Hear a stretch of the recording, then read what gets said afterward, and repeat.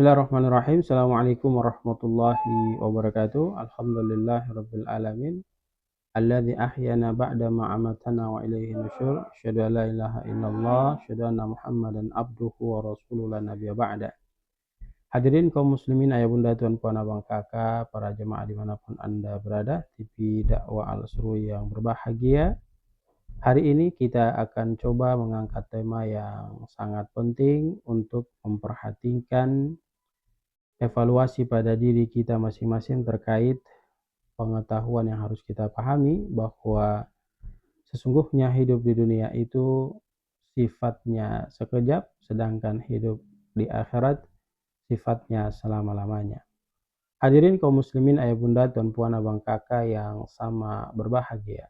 Perlu kita ketahui bahwa sesungguhnya dunia yang kita tempati ini adalah merupakan tempat yang fana. Tempat yang fana artinya dia hanya bersifat sementara. Sedangkan akhirat itu adalah negeri yang abadi. Namun banyak manusia terlena oleh gemerlapnya dunia. Padahal umurnya hanyalah sesaat dibandingkan kehidupannya kelak di akhirat nanti. Menyadari hal ini adalah merupakan awal dari kebijaksanaan dan kesungguhan dalam mempersiapkan bekal bagi diri kita. Pada Quran surat Al-Ankabut ayat ke-64 Allah tegaskan, "Wa ma hadhil hayatud dunya illa lahun wa la'ibun wa inna daral akhirata lahiyal hayawan law kanu ya'lamun." Dan kehidupan dunia, kata Allah Subhanahu wa taala, itu hanya bersifat permainan dan senda gurau belaka. Sedangkan negeri akhirat itu sungguh lebih baik bagi orang-orang yang bertakwa. Dan tidakkah kamu mengerti dengan kondisi demikian? Pada Quran surat Yunus ayat ke-45 Allah juga memberi ketegasan kepada kita, wa yauma yahsuruhum ka'allam yalbathu illa sa'atan minan nahari yata'arafuna bainahum. Dan pada hari Allah mengumpulkan mereka di hari kiamat, seakan-akan mereka tidak tinggal di dunia, melainkan hanya sesaat di siang hari. Mereka saling mengenal satu sama yang lainnya. Nabi Shallallahu Alaihi Wasallam menjelaskan kepada kita tentang posisi dunia ini dalam sabdanya, kun fid dunya ka'annaka gharibun au abirus sabil.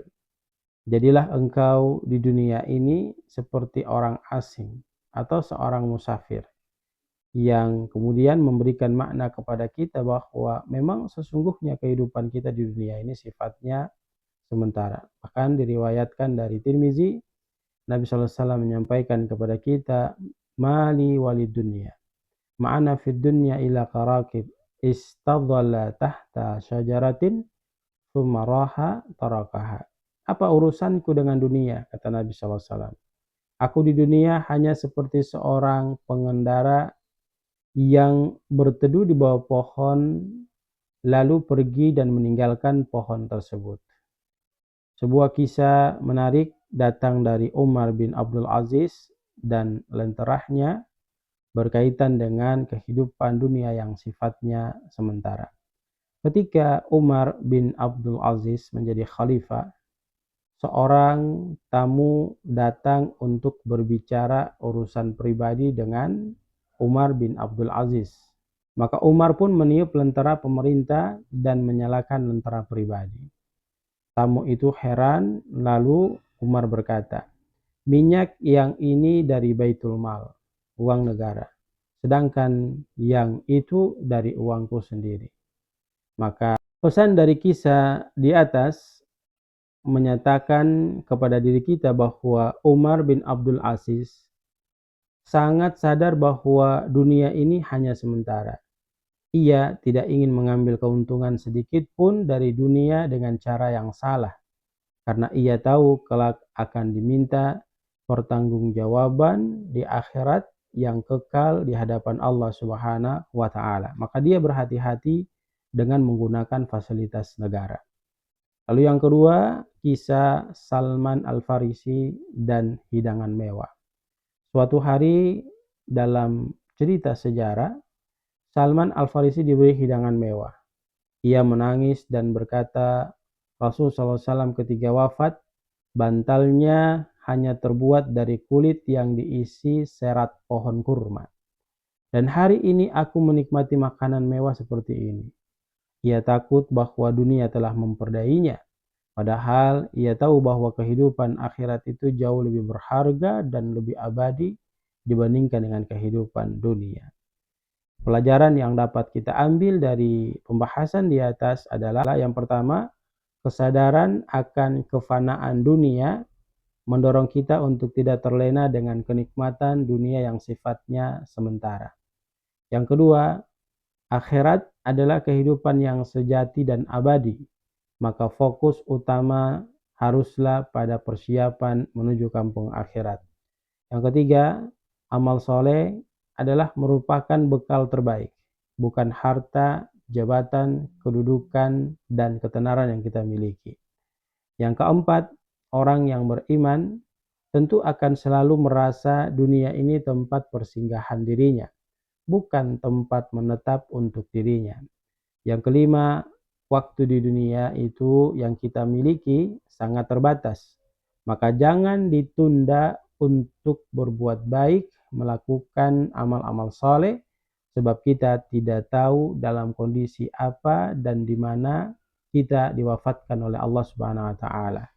Yang keenam, kesederhanaan hidup para sahabat dan ulama hendaknya menjadi contoh bahwa akhirat adalah merupakan tujuan utama kita semua. Yang ketujuh, menanamkan sikap zuhud bukan berarti meninggalkan dunia, akan tetapi menjadikan akhirat sebagai prioritas utama dalam setiap aktivitas dunia kita. Hadirin kaum muslimin, ayah bunda, tuan puan, abang kakak yang sama dirahmati dan dimuliakan Allah, maka sebagai penutup kami ingin mewasiatkan nasihat kepada kita semua bahwa sesungguhnya hidup ini ibarat tarikan nafas.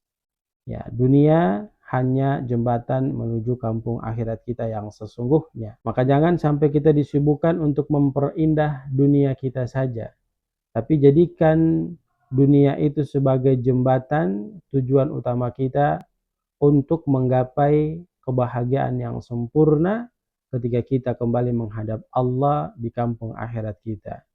Berbekallah kalian dengan sebaik-baik bekal adalah takwa kepada Allah Subhanahu wa taala. Quran surat Al-Baqarah ayat 197. Saudaraku kaum muslimin jamaah yang sama dirahmati dan dimuliakan Allah, maka mari kita berdoa kepada Allah dengan doa yang sesungguhnya. Mudah-mudahan Allah Subhanahu wa taala memberikan kita kekuatan dan membuat kita hidup untuk menggapai kebahagiaan akhirat dan tidak membuat kita hidup untuk mengarahkan seluruh potensi kita hanya untuk mau mencari kebahagiaan dunia.